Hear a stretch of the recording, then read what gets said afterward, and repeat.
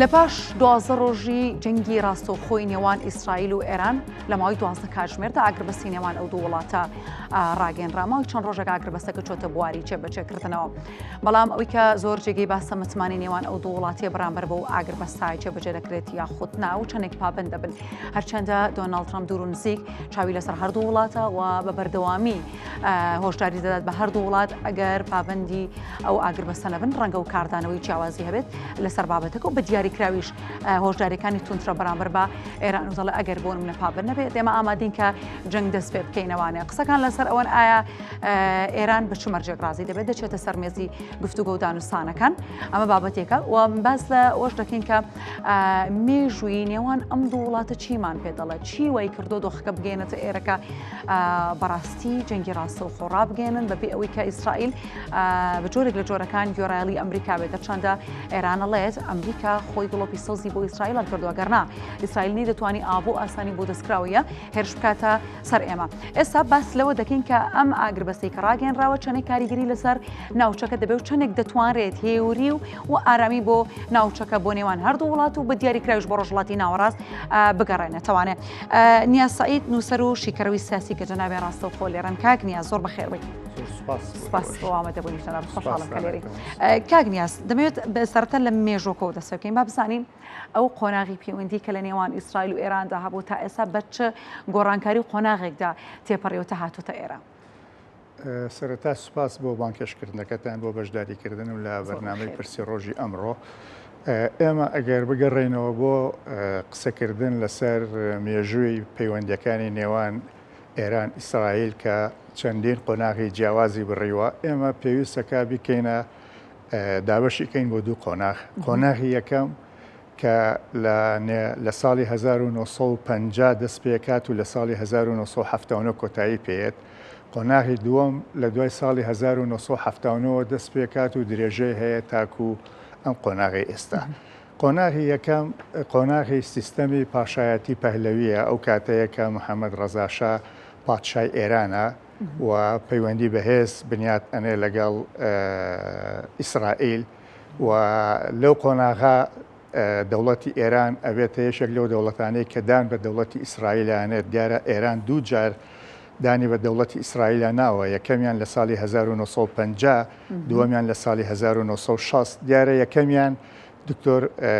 محەممەد مصدق کە بووە سەرک وەزیران یەکەمی هەڵوەشانەوە و ناکۆشی و ململانەی هەبوو لەگەڵ شای ئێران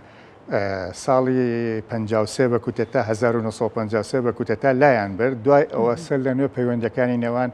ئێران ئیسرائیل دەستی پێکردەوە و شا لە ساڵی 1960 سەر لە نوێ بە فەرمیدانی نایۆ بە دەوڵەتی ئیسرائیل و لەو قۆناغەیە پەیوەندی بەهێز لە نێوان هەردوو وڵات لە بواری بازرگانی لە بواری سەربازی لە بواری هەواڵگری لە بواری سیاسی لە نێوان هەردوو وڵاتەکەیە هەبوو و ئەو کاتەشی کە دیاردەی کۆچکردنی جووەکان هەبوو بەرەو دەوڵەتی تازە ڕاگەندراوی ئیسرائیل عێراقیشێک بوو لە وڵاتانە کە دەیان هەزار جوو عێراقی بە ناو خاکی ئێرانە شا ئاسانکاری بۆ کردن بۆ گەیاندن و گواستنەوەیان بۆ دەوڵەتی ئیسرائیل. لەو قۆناغا پەیوەندی بەهێز هەبوو بارەگای دیبلۆماسی ئێران هەبوو ئیسرائیل هەبوو لە ئێران بە ناوی نێردەی دیبلۆماسی و ئەو پەیوەندیانە بەهێز بوون دیارە هاوشانی ئیسرائیل ئەمریکاش هاوبەش بوو لە نێوان هەردوو وڵات بۆ کۆمەڵێک پرۆژە و بەرنامە و بەرژەوەندی و ئامانجی هاوبەش کە لەو قۆناغانە هەبوو بەشێکی پەیوەست بۆ بە ململانەکانی جەنگی سارد. بەڵام ئەمە لە ساڵی 1970 تێکچوو ئەو پەیوەندیە تێکچوو بەهۆی ڕوودانی شۆڕشی ئێران شۆڕشی گەلانی ئێران و شۆڕشی گەلانی ئێران بووە هۆی کۆتایی هێنان بە سیستەمی پاشایەتی پەهلەوی لە ئێرانە و بووە هۆی دامەزراندنی کۆماری ئیسلامی دیارە ئەم وەرچەرخان و گۆڕانکاریە گەورەیە زنجیرەیەک پێشهات و ڕوودا و گۆڕانکاری لە سیاست و لە ڕوئیای دەوڵەتی تازە و لە جیهانبینی ئەو وڵاتە بۆ پەیوەندیەکانی لە دەرەوە هێنایەکایەوە یەکێ لەوانە ئەوە بوو کە هەموو پەیوەندیەکانی خۆیان لەگەڵ ئیسرائیل و لەگەڵ ئەمریکا بچڕان بە تایبەتی لە شۆڕشی ئێرانە کە پیاوانی ئاینی ئاراستەیەکی بەهێز و باڵادەستی کاریگەری ناو شۆڕشەکە بوون هەمیشە لە ناو پەیامی خۆنیشاندەران هەمیشە ئایەتوڵای گەورە ئیمام خومینی لە فتواکانیا تەرکیزی ئەکردە سەر ئەوەی کە ئیسرائیل شەیتانێکی بچووکە ئەمریکا شەیتانێکی گەورەیە ئەوێ هەردووچیان لە ناو ببرێن و لێەوە پەیامی وڵاتیان ئەڵوانی بۆچی پێیان وا بووی ترەبێ ئەم دوو وڵاتە لە نێو بڕێن چ بیر و باوەڕێک ئەمەی لای ئەوان دروست کردبوو ئەمە بێ باگراون بوو تەنها بیر و باوەڕێک پێشینەی هەیە و پەیوەندیشی بە ڕەهەندی ئایدۆلۆژی و ئاینیەوە هەیە کە پیاوانی ئاینی هەڵیان گرتبوو بە تایبەتی ئیمام خومینی دیارە ئیمام خومینی کە لە سەرەتای شەستەکانی سەدەی ڕابردوو تووشی بەریەکەوتن و ململانێ بوو لەگەڵ سیستەمی پاشایەتی لەسەر چەندین کێشە تووشی ئەو ململانەیە بوو کە شا ئەویست کۆمەڵە گۆڕانکاری یا شۆڕشی سپی لە ئێرانە بکە شان بەشانی ئەوەی کە ئیمام خومینی دژی ئەو گۆڕانکاریانە ڕاوەستە مەرجعیەتی قوم یا مؤسسەی ئاینی دامەزراوەی ئاینی دژی ئەوانە ڕاوەستە یەکێ لەو بابەتانەی تریش کە ئیمام خومینی لە دژی ڕاوەستە دانپیانانی ئێران بوو بە دەوڵەتی ئیسرائیل ڕەتی کردەوە دژی ڕاوەستە ئەوە هەرمایەوە ئەوە تێکەڵاوی خیتابی ئاینی مؤسسەی دینی لە ئێران بووە چۆتە ناو پەیام و چۆتە ناو ئەدەبیاتی شۆڕشی ئێران لەبەرەوە خۆنیشاندەران کە هێشتا ڕژێم نەڕووخابوو لە ئێران خۆنیشاندەران دروشمی ڕووخاندنی ئیسرائیل و دروشمی دەرکردنی ئیسرائیل و دروشمی پچڕاندنی پەیوەندی لەگەڵ ئیسرائیلیان وەرز کردبووە وەکو دیفاکتۆ کە دەسەڵاتدارانی شۆڕش دەسەڵاتیان گرتە دەست یەکەم شت کە کردیان هەموو پەیوەندیەکانیان لەگەڵ ئەمریکا و لەگەڵ ئیسرائیللا بچڕان پێشیان وا بوو ئەمریکا و ئیسرائیل بە درێژایی ئەو 50 ساڵی ڕابردوو سیستەمی حەمەڕەزاشایان ڕاگرتووە لە حکوما و هێشتویانەتەوە بەهێزیان کردو و داکۆشیان لێ کردووە لە قۆناغی تازەیە پەیوەندیەکان تێکەچێت لە ساڵی هەفتاونەوە پەیوەندیەکان بە چەند قۆناغێک سەرەتا بە پچڕانی پەیوەندی بە پاشگەزبوونەوەی ئێران بە دانپیانان بە دەوڵەتی ئیسرائیل بە ڕادەستکردنی بارەگای نێردەی دیبلۆماسی ئیسرائیل بە ڕێکخراوی و ڕزگاری خوازی فەڵەستین تاکو بیکاتە بارەگایەک بۆ تاکو بیکاتە باڵێۆزخانەیەک بۆ دەوڵەتی فەڵەستین و هەروەها ئەو ئاراستە ئاینزایی کە دەسەڵاتدارانی تازە لە ئێرانە کە هەیەە دەوڵەتەکەیان لەسەر بنیات ناوە تێزێکە کە لە ڕووی ئایدۆلۆژیەوە ئیمام خومینی دایڕشتووە بە ناوی حکوومەتی ئیسلامی لەسەر بنەمای حکوومەتی ئیسلامی لە ئێران سیستەمی ویلایەتی فەقێ دامەزراوە ویلایەتی فەقێش ئاراستەیەکە ڕەهەندێکە هەر لە ناو ئێرانە قەتیس نابێت ئەبێت ئەم ئاراستەیە یعنی ڕەهەندێکی هەیە لە دەرەوەی ئێران کە پشت بە کۆمەڵێک فاکتەر و پاڵنەر و ئەوانە ئەبێنێت ئەبێ بچێتە دەرەوە پەل بە هاوێژێت و ئەبێ بچێتە دەرەوە بە تایبەتی کە ئەمە لە ناو دەستوری ئێرانە ڕەنگیاوەتەوە لە ناو دەستوری ئێرانە بابەتی ناردنە دەرەوەی شۆڕشی ئیسلامی ئەزمموی شۆڕشی ئیسلامی بۆ دەرەوەی ئێران پشگیری دەوڵەتی ئێران بۆ شۆڕشی ئیسلامی لە دەرەوە کراوەتە یەکێک لە ئەرکەکانی دەوڵەت لەبەرەوە ئەوە ئەبێتە سەرەتایەک بۆ دروستبوونی کێشە بۆ دەوڵەتی ئێران لەگەڵ ئیسرائیل و لەگەڵ ئەمریکا و لەگەڵ سعودیە و لەگەڵ چەندین وڵاتی ترا کە ئەمە لە ئەدەبیاتی ئێرانە ئەمە پێی ئەوترێت پەلهاویشتنی سیستەمی ویلایەتی فەقێ بەڵام لە دەرەوە پێی ئەوترێت دەستێوەردان لە کاروباری ناوخۆی وڵاتان لێرەوە ئێران تووشی بەریەکەوتن و پێکدادان ئەوێ لەگەڵ چەندین وڵات و ئەوانە لە ناویانە ئەو پێکدادان و ململانیانە زیاتر لەگەڵ دەوڵەتی ئیسرائیلە بەرجەستە ئەوێت کە ئەویش پەیوەندی بە کۆمەڵێک قۆناغی تری ململانەوە هەیە ئەگەر دەرفەت هەوێ ئێمە باسی ئەوانە شەکەین هەوڵە دەین کاک نیاز ئەوەندە بە وردی باسی مێژۆکەت کرد بەڕاستی حەزمە کرد کاتەکە زۆر بۆی پرسیاری تر نەکەم و بە وردی گوێ بگرم کاک نیاز ئەوەی کە باست کرد بەڕاستی زۆر بەجوانی قۆناغ بە قۆناغ باسیەوەت کرد کە بۆ منە باگراوندی ئەم دوو وڵاتە چییە بەڵام ئەوەی ئێستا کە هەیە جەنگێک ڕوویدا جەنگێکی ڕاستە و خۆ کە دەتوانین بڵین چاوەڕوان کراو بوو و شتی ئیشێکی بێ پلانیشنەوە بەڕاستی جەنگێکی بێ پلانەوە بەڵام ئەمەی کە هەبوو چی بووە هۆکار و پاڵنەر بوو ئەوەی ئەم جەنگە ڕاستەخۆی لە نێوان ئەم دوو وڵاتەدا ڕووبدات بەم دەست و بردە و بەبێ وەستانیش لەمای ئەم 12 ڕۆژەیە ئەمەی کە هەیە دیارە بەرهەمی هەموو ئەو ململانێ و ناکۆچیانەیە کە لە نێوان ئێران و ئیسرائیلە لە ساڵی 79 قۆناغ بە قۆناغ دەستی پێ کردووە. من لە کۆتایی وەڵامی پرسیاری یەکەمە گەیشتمە ئەوەی کە ئێران لەسەر بنەمای سیستەمی ویلایەتی فەقێ چکە ئێران پێیان وایە سیستەمی ویلایەتی فەقێ بۆ هەموو جیهانی ئیسلامیە. ئەم سیستەمە سیستەمێکە لەسەر بنەمای ئاینی داڕژراوە ئەو کەسەی کە بۆتە وەلی فەقێ و لەو سیستەما بۆتە فەرمانڕەوا و دەسەڵاتداری سیاسی و ئاینی یەکەم لە جێگەی ئیمامی بزربوو کە ئیمامی مەهدیە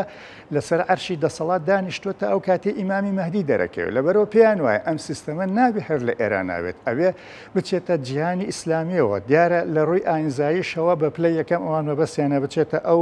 کۆمەلگا وڵاتانەی کە ئاینزاکەیان شیعەیە بۆیە ئێرانیەکان هەمیشە ئیشیان لەسەر وڵاتانە کردووە کە ئاینزای شیعی تایە حەقی خۆیانی ئەزانن شیعە لە هەر شوێنێکی ئەم دنیا بێت ئەوان دەسوەردان یا خوتەژمونی خوا لە ناوچەکەدا قسەپێنن ئەوان ئەمە لە دەرەوەی خۆیان پێی ئەوترێت دەستێوەردان بەڵام ئەمان لە ناو ئەدەبیاتی خۆیانە پێیان وایە ئەمە ڕەوایەکی ئاینی تایە لەبەرەوەی ئەمان سیستەمێکیان بنیادناوە ئەم سیستەمە تەنها تایبەت نییە بۆ پێکهاتەیەکی دیاریکراو لە ئێرانە ئەم سیستەمە بۆ هەموو جیهانی ئیسلامیە باوەڕی ڕەهایان بەم تێزە هەیە اینجا ئەم تێزە تو ئێرانی تووشی پێکدادان و بەریەکەوتن و ململانێ و ناکۆشی کردووە لەگەڵ چەندین وڵات بۆ نمونە ئێرانیەکان بۆەوەی ئەم تێزە بکەنە پراکتیک شۆڕشی ئیسلامیان ناردۆتە دەرەوە بە پراکتیکی بۆ ئەمە هاتوون چەندین پارت و ڕێکخراوی ئیسلامی سیاسیان دروست کردووە یا پشگیری کردووە بە تایبەتی لە ناو ئیسلامی سیاسی شیعەیە یەکەمین حیزبی ئیسلامی سیاسی شیعەی وەلائی کە لە ڕووی فقهی و شەرعیەوە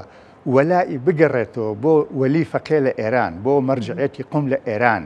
کە لەم کاتا گەورە ئایەتوڵڵا عەلی خامنەئیە لەم کاتا بەڵام کاتی دامەزراندنەکەی حیزبوڵڵا ئیمام خۆمەینی بوو یەکەمین حیزب بریتیە لە حیزبوڵڵا لە ساڵی 1982 ئەتوانین بڵێن پاش ئەوەی کە ئێران لە 79 هەموو پەیوەندێکی لەگەڵ ئیسرائیلە پچڕان و لە ڕووی میدیاییەوە پەیامێکی دوشمنکارانەی لە بەرامبەر ئیسرائیل بەرز کردەوە بەڵام وەکو هەنگاوی یەکەم کێشەی نێوان ئەمریکا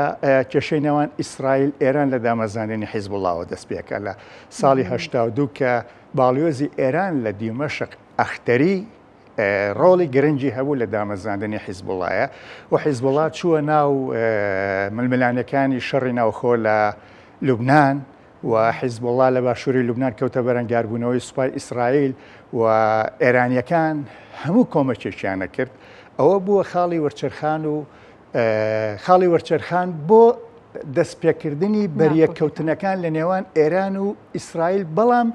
لە ڕێگەی هێزی بریکار نەک ئێران ڕاستەوخۆی خۆی لە ڕێگەی حیزبوڵڵا کە لە ئەدەبیاتی ئیسرائیلە بە هێزێکی بریکار لە قەڵەمەدرێت کە ئەمە یەک لە بری ئێران شەڕ لەگەڵ ئیسرائیلەکە پاشان قۆناغێکی تر هەیە کە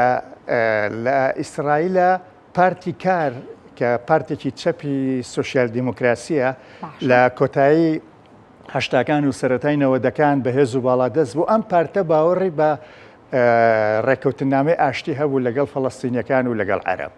هەنگاویاننا ئەوە بوو بەرهەمی ئەوە دوجار بریتی بوو لە ڕێکەوتنامەی ئۆسلۆ لە ساڵی 1993 ئەم وێزگەیە زۆر گرنگە بۆ تێکچوونی بۆ تەشەنەسەندنی کێشە و ململانەکانی نێوان ئیسرائیل ئەمەی کە ئێستا لە ئیسرائیل و ئێران ڕۆیە پەیوەندی بۆ وێزگەیەوە هەیە کە ئەگەر دەرفەتم بێتێ بۆی من کەمێک بەوردی باسی بکەم 1993 ڕێکەوتنامەی ئۆسلۆ هاتە قۆناغی جێبەجێکردن لە ئیتیفاقەکە لە نێوان ڕێکخراوی ڕزگاری خوازی فەڵەستینیە بەڕابەرە بەسەرکردایەتی یاسر عەرەفات لەگەڵ حکوومەتی پارتی کار لە ئیسرائیل بە پشتیوانی ئەمریکا بە پشتیوانی ئەوروپا بە پشتیوانی هەند مصر هەندێک وڵاتی عەرەبی تر ئەمانە بە هەموو توانیان و پشتیوانیانە کرد ئێران لە بنەڕەتە ئەم ڕێکەوتنامەیە ڕەت کردەوە چکە لە ئەدەبیاتی ئێرانیەکانها شتێک نییە ناوی دەوڵەتی ئیسرائیل بێت لەبەرەوە عەرەب و ئیسلام نابێت لەگەڵ دەوڵەتی ئیسرائیللا پێک بێن ئەبێ دەوڵەتی ئیسرائیل کۆتایی پێبێت ئەبێ ئیسرائیل ڕزگار بکرێت لەبەرەوە ئیسرائیل هەر لە سەرەتاوە دژی ڕێکەوتنەکە بوو شان بەشانی ئیسرائیل دوو هێزی چەکداری ئیسلامی سیاسی کە کردەوەی سەربازیەکەن لە دژی ئیسرائیل هەردووچیان دژی ڕێکەوتنامەکە ڕاوەسان بریتین لە ڕێکخراوی حەماس لەگەڵ ڕێکخراوی جیهادی ئیسلامی هەردووچیان لە ناو ئیسرائیلە بە تایبەتی لە قودس کە شانەی چەکدار و گروپیانە بوو لە ناوچەکانی تر کەوتنە ئەنجامدانی کردەوەی سەربازی ئیسرائیلەکان و فەڵەستینیەکان لەسەر مێزی دانوستان بوون دانوستانەکە لەسەر پرانسیپی زەوی لە بەرامبەر ئاشتی لە چوارچەوەی دانوستانەکە فەڵەستین اعتراف بە دەوڵەتی ئیسرائیلەکە ئیسرائیلیش اعتراف بە دەوڵەتی فەڵەستینەکە بەڵام ئەم دوو هێزە فەڵەستینیە ئیسلامی سیاسیە دژی ئەو ڕێکەوتنە ڕاوەستان لە ڕێگەی ئەنجامدانی کردەوەی سەربازی کردەوەی تیرۆر تەقاندنەوە هەروەها حیزبوڵڵا بە هەمان شێوە کەوتە بۆردومانی ئیسرائیل ئەم سیانە وایان کرد کە ڕای گشتی لە ئیسرائیلە بوروژێ لە دژی ئەم ڕێکەوتنە لە دژی پارتی کار چێ بووە سەرکردەی یەکەمی ئۆپۆزیسیۆن ئەم وێزگەیە گرنگە کە توانی ئەو دەنگە ناڕەزایەتیە کۆکاتەوە پارتی لیکۆد و بنیامین نەتەنیاهۆ بنیامین نەتەنیاهۆ لێوە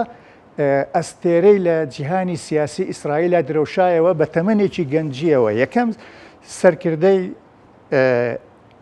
ئیسرائیلیە کە بە تەمەنێکی گەنج ببێتە هێزی براوەی یەکەم لە هەڵبژاردنی ساڵی 1996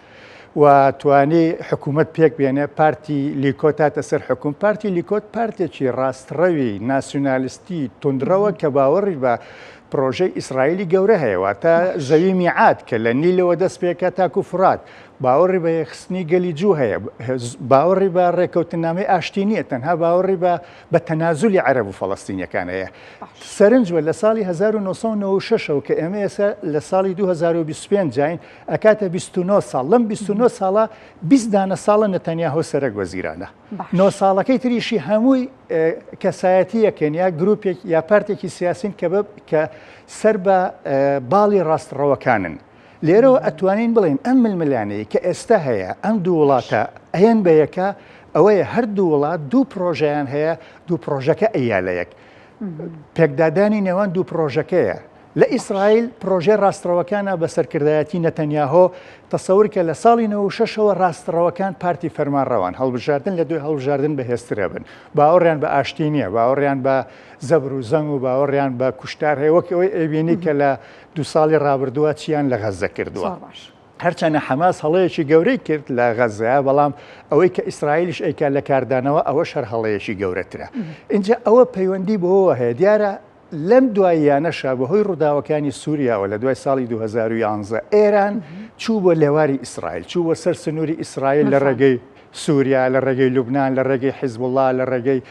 هاوپەیمانەتی لەگەڵ بەشار ئەسەد هێزە وەلائیە شیعەکانی ئەفغانی پاکستانی عێراقی ئەمانەی هەموو بردووە ئەوێ ئیتر ئیسرائیل درکی بەوە کرد کە ئێران نزیک بۆتەوە لە حەلبەی سەراعەکە ڕاستەخۆ لەگەڵ ئیسرائیل لەبەرەوە لە 2007 ئیسرائیل داخلی شەڕی سووریا بوو لە ئاسمانەوە کەوتە لەیانی حیزبوڵڵا کەوتە لەیانی پێگەکانی سوپای پاسداران لە ناو سووریا کەوتە لێدانی ئەو ژێرخانە ئابووریە کە ئێران ئەویست لە ناو سووریا دروستیکە و دوای 2023 کە حەماس ئەوەی کرد لە غەزە ئەوە لە دیدی ئیسرائیلەکانە پێیانەوە بوو ئەمە تەقینەوەی شەڕەکەیە لەبەرەوە زۆر بەتونی بەرپەرچیان نایەوە و ئیشیان لەسەرەوە کرد کە ئەوێ بە دواشیا بەشار ئەسەد بڕۆخێنن و ئیشیان لەسەر ڕوخانی بەشار ئەسەد کرد و ئیشیان لەسەر تێکشکانی حیزبوڵڵا کرد و ئەمە زەمینە هۆکارەکانە کە وای کرد لەو قۆناغانەی کە لە هەشتاکانەوە دەست پێکات تا ئێستا چەندین هەڵکشان و داکشان پێکدادان ململانەیە دوایینیان شەڕی 12 ڕۆژەی 2 هەفتەی ڕابردوو لە نێوان ئیسرائیل و لە نێوان ئێران بە هاوکاری ئەمریکا بەڕاستی کاگناس حەزم ناکرد بەس بڕە دەستخۆش ئێستا باسی ئیتر کۆتا قسەی خۆت باسەکەم وتت ئیتر جەنگەکە ڕاگەنرا پاش ئەو هەموو مەراحلانەی کە تۆ زۆر بەجوانی باست کرد ئێستا ئاگربەست هەیە بەڵام ئاگربەستی لە نێوان کێ دوو وڵات دوو بیر و بۆچوونی جیاواز دوو پرۆژەی جیاواز کە تۆڵە ئەن بێکا کەواتە متمانی ئەم ئاگربەستە تا کوێیە کاکنیاز مادام دوو وڵات بن دوو بیر و باوەڕی جیاواز بن کە لە بەرامبەردا بنیامین ناتانیاهۆی کە هەندێک جار ئەمریکاش بە ناڕەحەتی دەتوانێت ڕای بگرێت کەواتە ئەم ئاگربەسە تا کوێ دەڕوا چەندێک دەتوانێت متمانی پێ بکرێت ئەمە یەکەمین ئاگربەست نییە بەڵام ئەمە یەکەمین ئاگربەستی ڕاگەیەندراوە ئەجینا لە هەشتاکانەوە کە ناکۆچی ململانە لە نێوان ئیسرائیل و ئێران دەستی پێکردووە بە ناڕاستەوخۆ لەم دوایانە کەوت ڕاستەخۆ چەندین جار ئەمانە ڕاستەوخۆدا ئەمەش مەسەلەن حیزب الله بە بریکاری ئێران شەڕی کردووە و دواتر ڕاگیراوە ئەوە هەر جۆرێک بووە لە ڕاگررتنی شەڕ جۆرێک بووە لە ئاگربەست یعنی ئەمە شەڕێکی درێژخایەنە شەڕەکە ئاراستەی سیاسیتایە ئابووریتایە هەواڵگریتایە یعنی هەر ئەوە نییە هێزی سەربازی تیا بەکار بهێنرێت یعنی ئێستا بۆ نمونە ئێرانیەکان بە شێوازێک بەڕاستی لە قۆناغێکە ئێرانیەکان زۆر چوونە پێشەوە ئێرانیەکان سوودیان لە دوو وەرچەرخانی گرنگ وەرگرت توانیان بچنە دەست بەنە گەروی ئیسرائیل یەکەمیان پرۆسی ڕزگاری عێراق دوای 2003 ئێرانیەکان هاتن پێگەی بەهێزیان لە عێراقا دروست کرد بە تایبەتی سوودیان لە وەرگرت کە هێزە ئیسلامی سیاسی شیعەکانی دۆست و هاوکار و یا خاوەن پەیوەندی لەگەڵ ئێران هاتوونەتە سەر حکوم و کەسایەتیەکان زەمینیان بۆ خۆشببوو بەوەی بە ئاسانی بەناو عێراقا پێگە دروستکەن بەناو عێراقا هەوڵ بن بچنە ناو سووریاوە پێگە دروستکەن و توانیان لە ناو عێراقا چەندین هێزی تری ئیسلامی سیاسی چەکدار وەلائی کە وەلاءەکەی بۆ مەرجعەتی ویلایەتی فەقێ بێت دواتە بۆ وەلی فەقێ کە گەورە ئایەتوڵڵا عەلی خامنەئیە لەم کاتە و توانیان لە دوای 2011 کە ڕووداوەکانی سووریا دەستی پێکرد زۆر بە ئاسانی بە ناو خاشی عێراقا هێز بگوازنەوە چەک و تەقەمەنی بگوازنەوە هەموو پێویستێکی لۆجستیکی بگوازنەوە لە ناو سووریا شەو بۆ حیزب الله و هەروەها کە بە ناوی بەرگریکردن لەمانەوەی بەشار ئەسد لە سووریا ئێران هەژمونی خۆی بەسەر سووریا سەپان دەیان هەزار چەکداری ئیسلامی سیاسی شیعی وەلائی بردە ناو سووریا شەڕی پێکردن بێجگە لە حیزب الله لە شیعی ئەفغانستانی کە هێزی بۆ دروست کردبوون بە ناوی لیوای فاتمی بۆ شیعی پاکستانی کە هێزی بۆ دروست کردبوون بە لیوای زەینەبی بۆ چەندین هێزی ئیسلامی سیاسی میلیشیای عێراقی شیعە هەروەها لە دوای شەڕی داعش لە دوای 2014 کە لە مەرجعیەتی نەجەف فتوای جیهادی کەفائی لەلایەن گەورە ئایەتوڵڵا سیستانی دەرچوو بۆ هەڵگرتنی چەک و ڕاگەیاندنی جیهاد لە دژی داعش ئێرانیەکان بە تایبەتی قاسمی سلێمانی زۆر ئیشی لەسەر ئەم بابەتە کرد و توانی دەیان هەزار چەکدار لە شیعە بخاتە ناو ئەو هێزەوەلایەنەوە و ئەو هێزەوەلایەنە هەمووی چەکدار بکرێن و ڕێک بخرێن و شەڕی داعشیان پێکرا و دوایی ئەمانە بوونە پێگەیەکی سەربازی بەهێز شکە ئەمانە لە ڕووی فقیەوە بە ئاشکرا ڕایانگەیانەوە چەندین جار ڕایانگەیانەوەڵەن ئێمە سەر بە مؤسسەی عەسکەری دەوڵەتی عێراق نین ئێمە لە ڕووی فقیەوە مەرجعیەتەکەمان بریتیە لە گەورە ئایەتوڵڵا عەلی خامنەئی ئەمە هەمووی پێگە و نفوذ بوو ئیسرائیلەکان درکیان بەوە کرد کە ئێران هاتۆتە سەر سنوورەکانیان ئیتر ئەوە یەکلایکەنەوە بۆیە ئەگەر سەرنج بیت ئەم پانۆرامای ئەم پێکدادان و ڕوودا و ململانیانە لە بەگرتنە ئامانجی قاسم سلێمانیەوە دەست پێکە لە سەرەتای ساڵی 2020 چونکە قاسمی سلێمانی ئەندازیار و داڕەژەر و جێبەجێکردنی ئەم پرۆژە فراوانخوازیەی ئێران بوو توانی لە هەموو ئەو بارودۆخانە لە هەموو ئەو ماوانە بیقۆزێتەوانی و بتوانێت شتێک دروستکە بۆ ئێران بە ناوی محوەری مقاومەتی ئیسلامی جیهانی کە ئەم محوەرە ڕاوەستا بوو لە بەرامبەر ئیسرائیل و لە بەرامبەر ئەمریکا تەنانەت پێگەی ئێرانی بەهۆی ئەم محوەرەوە گەیانە بۆ باکووری یەمەن کە لەوێ پێکاتەیەکی شیعی لەیە بە ناوی زەیدیەکان ڕێکخراوێکیان هەیە بە ناوی زوتنەوەی ئەنساڕۆلا بە حوسیەکان ناسراون ئەوانەشیان کەسب کرد و ئەوانەشیان بەکارهێنا لە ناو ململانیەکانە بە جۆرەی ئەم محوەرە هەموو باگراوند و هەموو پلان و ئەو هەموو جوڵی کە لە ماوەی چەند ساڵی ڕابردوودا هەبووە ئێستا دەتوانین چی ناو بنین ئەم ئاگربەستەی کە هەیە دەتوانین ئێمە متمانی لەسەردا بنین کە ئاگنیاز من وەڵامی ئەمە وەرنەگرت ئاگربەستێکی کاتیە باشە ئەگەر ئێمە چەند بژاردەیەکەیە ئەگەر ئەمانە کە من هەندێکیشیان بە دوورە بینم یەکەم ئەگەر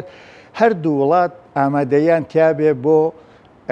ڕێککەوتنی ئاشتی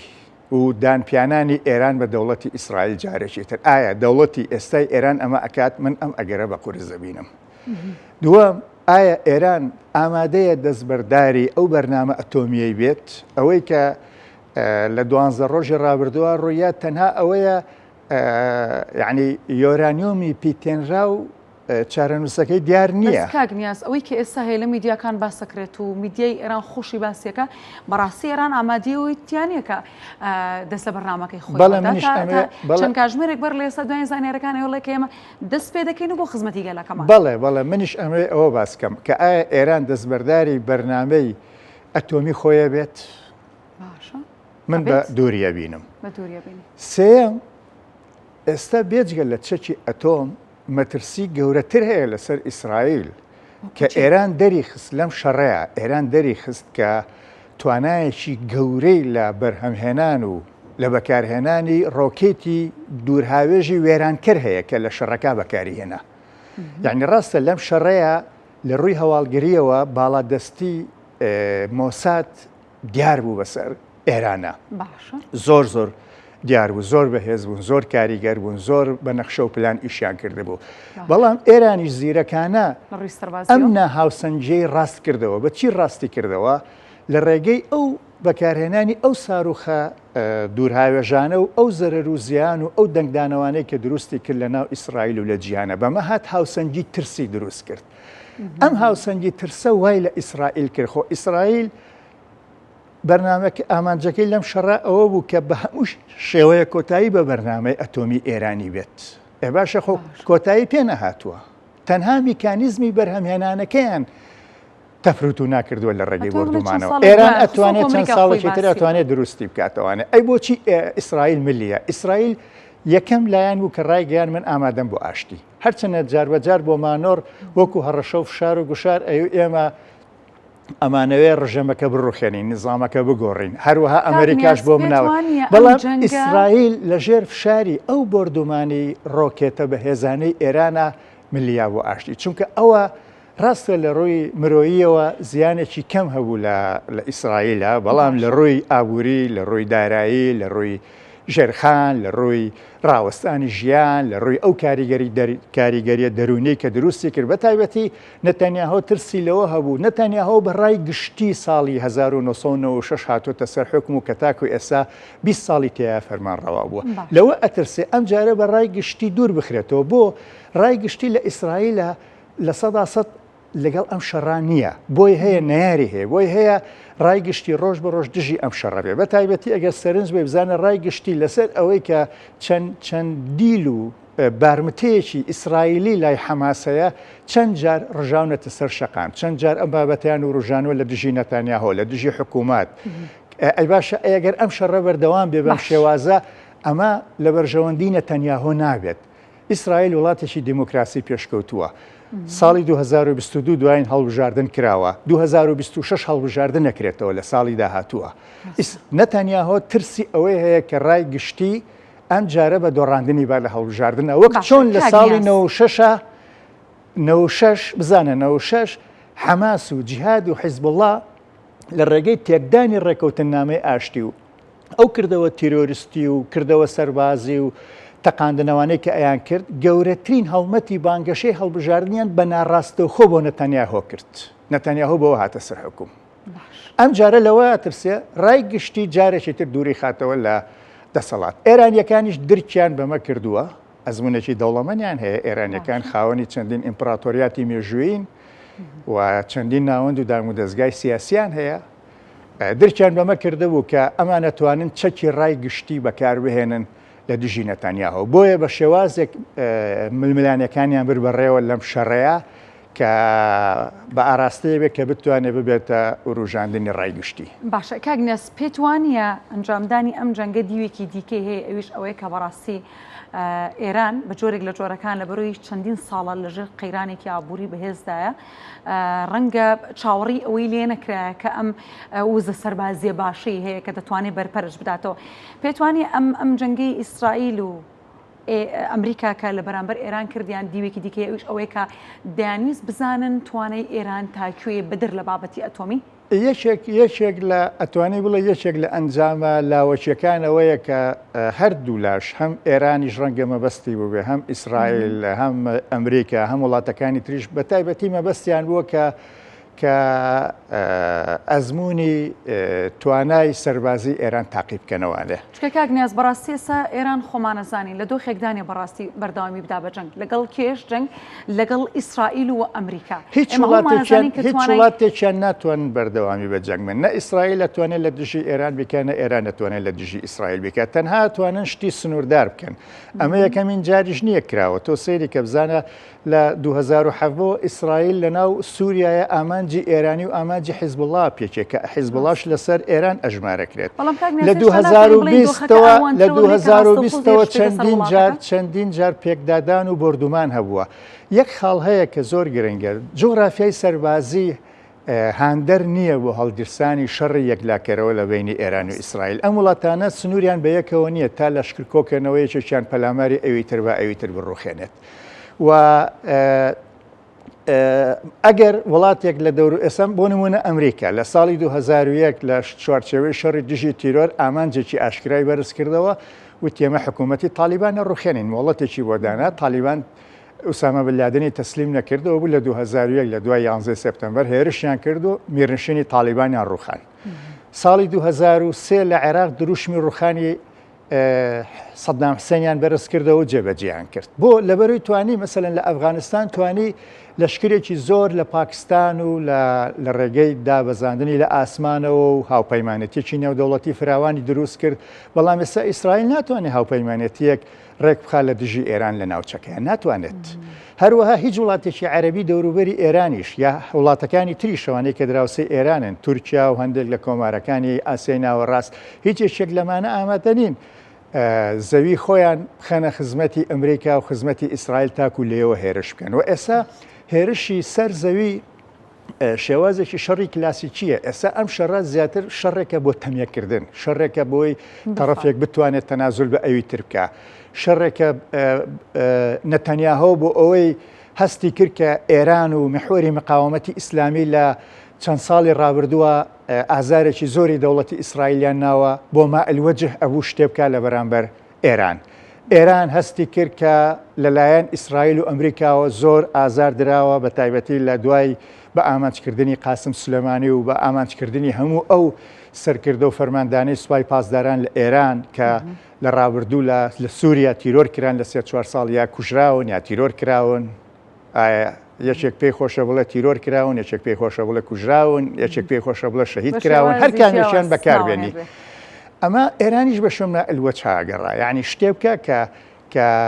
دڵ و دەرونی ئێرانیەکانی پێ ئارام کاتەوە لایەنگرانی سیستەمەکەی پێ ئارام کاتەوە لەبەرەوە ئەم شەڕە بەردەوامە بێت بەڵام بە شێوازی شەڕ بە شێوازی جیاجیا یعنی لە چ چوارچێوێکدا کاگنێزەر چەندە کاتەکە زۆر شەڕی سیاسی شەڕی ئاڵۆقا شەڕی هەواڵگری دەتوانین بیبینەوە بڵێن ئەمە جەنگی نێوان ئیسرائیل و ئێران و بەردەوامی هەیە بەڵام بە دیوێکی دیکە پێم وایە گۆڕانکاری تێکەوێ پێم وایە قۆناغێک داکشانی تێەکەوێ بە تایبەتی لە ئێستاە پێشم وایە ڕەنگە ئیتر شێوازەکە بگۆڕن چونکە ئەوانیش ڕاستێکیان لا بەرجەستە بوو پێیانوا بوو کە بۆ نمونە پێیانوا بوو کە ئێران ناتوانێت بەرەنگار بێتەوە ئێران توانی هاوسەنگی ترس دروستکە لە بەرامبەر ئەو پێشکەوتنە هەواڵگری کە ئیسرائیل بەدەستی هێنابوو بەسەر ئێرانە ڕاستە هەواڵگری ئێران لاواز بوو هەواڵگری ئێران لەم شەڕە لاواز بوو بە تایبەتی ئێرانیەکان لە چەند مانگی ڕابردوو ڕایانگەیان کە ملیۆنەها دۆکۆمنتیان لەسەر ئیسرائیل دەستکەوتووە بەڵام هیچ ناتوانانی هیچ سوودمەند بن لە یەکێ لەوانە گومان هەیە لەوەی کە ئایا ئەو دۆکۆمنتانە ڕاستی بێدیان مۆسادی ئیسرائیلی خۆی بە هەڵات دۆکۆمنتی ساختەی خسبێتە بەردەستیان بۆ چاواشەکردن لەبەرەوە شەڕی داهاتوو یعنی گۆڕانکاری تریشی تایە و خاڵێکی تریشەیە کە گرنگە شەڕی داهاتوو مەبەستم نییە هەر شەڕێکی سەربازی بێ من بەڵێ بە فۆرمێکی جیاوازە ئەمەی نێوان ئێران ئیسرائیل شەڕە بەڵام لە هەنێ قۆناغا شەڕی سیاسیە باشنیاز ئەمریکا دەتوانێت ڕۆڵ ببینێ ئەمریکا کە بەڕاستی ئێران بە هەموو بوون و بیر و باوەڕێەوە ڕەتی دەکاتەوە و بە هاوپەیمانی ئیسرائیل ناوی دەبا ئێستا ئەمریکا وا ڕۆڵ دەبینێت کە نێوەنگیری دەکات لە نێوان ئەم دوو وڵاتەدا ئەمریکا دەتوانێت ئێران ئەمریکا میانگیری نەکردووە ئەمریکاش بەشدار بووە لە شەڕەکە هەم لە قۆناغی یەکەمە بەنهێنی بەشداری کردەوە، بەڵام لە قۆناغی دووەمە کە لێدانی کورێ ئەتۆمیەکان و ڕایگەیان بە ئاشکرا بەشداری کردەوە. ئەمریکا مانۆرەکەت. ئەمریکا مانۆرەکات بۆ کۆمەڵی ئامانجی سیاسی خۆی لە ناوچەکەیە. هەم ئەوێ پیشانی بە ئەوێ ئەو ناوبانگوشکۆیە بۆ ئەمریکا بگەڕێنێتەوە کە هەموو شتێکی ترە بێ لە ژێر جڵەوی ئەمریکا بێ، بڕیاری شەڕ ئەبێ بڕیاری ئەمریکا بێ، بڕیاری ئاشتی ئەبێ بڕیاری ئەمریکا بێت. هەرواش بوو ئەمریکا هەڕەشەی چەسپاندنی ئاشتی بەسەر ئێران و بەسەر ئیسرائیللا کرد. ئەمریکا مانۆرەکە، یعنی ئەمریکا ڕەچاوی بەرژەوەندەکانی خۆیەکە. ئێمەی بینین دۆناڵد ترامپ یەتوان مامەڵاکاڵێ من جەنگی نێوان ئیسرائیل و ئێرانم ڕاگرتووە، هەر خۆشی هەڵەگیرسان بالفعل. بەڵام لە کۆتاییتر ئەو کار لەسەرەوەکە کە وەکو بەتەڵەکە دەربکەوێت کە من توانیمە ئەم کارە بکەم لە کابینەکەی خۆمدا. ئێران ئەزانێت چی ئەمریکا پێویستی بە مانەوەی بە بۆچوونی من پێویستی بە مانەوەی کۆماری ئیسلامی ئێران هەیە بەند دەسەڵاتدارانی ئێستاوی، بەڵام ئەوێ دەسەڵاتیان سنووردار بێ، ئەوێ پەلهاویشتنی دەرەچیان نەبێت، ئەوێت ئەو محوەری مقاومەتی ئیسلامیە بە تەواوەتی هەڵوەشێنەوە، ئەوێت ئێران لە چوارچەوەی وڵاتەکەی خۆیان سیاسەتکان نهێتە دەرەوە. مانەوەی ئێران لە بەرژەوەندی ئەوانایە ئەگەر دەرەکردن بە هەڕەشە و مەترسی و بەهێزبوونی ئێران نەبێت کە ئێران لەم دوایانە بوو بۆ سنتەرێک لە جیهانی ئیسلامیە، بوو بە ناوەندێک لە جیهانی ئیسلامیە، لە یەمەنەوە بۆ فەڵەستین، بۆ لوبناان، بۆ سووریا، بۆ عێراق، بۆ هەندێک وڵاتی باکووری ئەفریقی، بۆ هەندێک وڵاتی ئاسیا پێگە و هەژمون و بەرژەوەندی خۆی بردبوو ئەو وڵاتانەوانێ. لەبەرەوە ئەگەر ئەو ترسە نەبێت ئیمارات ناچێت ڕێکەوتن نامێ ئاشتی لەگەڵ ئیسرائیللا بکات. ئەو ترسە نەبێت بەحرێن ناتوانێت چێ ڕێکەوتنامە بکات کە ئێران لە ڕووی مێژوویەوە بەحرێن بە بەشێک لە خۆی ئەزانێت کە پێی وایە بەشێکە بە زۆر کاتی خۆی بەریتانیا ئیشی کردووە کە ئەم بەحرێن لە ژێردەستی ئێران جیاکاتەوانێت. لەبەرەوەمانەوەی ئەو سیستەمە بەو شێوازە لە بەرژەوەندی ئەمریکایە و ئەو وڵاتانە ناچارەکات کە دوژمنایەتی کلاسیکی و دێرینیان لەگەڵ ئێرانە هەیە، مە ئیماراتە، مە بەحرێنە، تەنانەت ئیسرائیلیش. یعنی یەک شت هەیە کە ئەمریکەکان ئەگەر سەرنجوێ چەندین جار ترامپ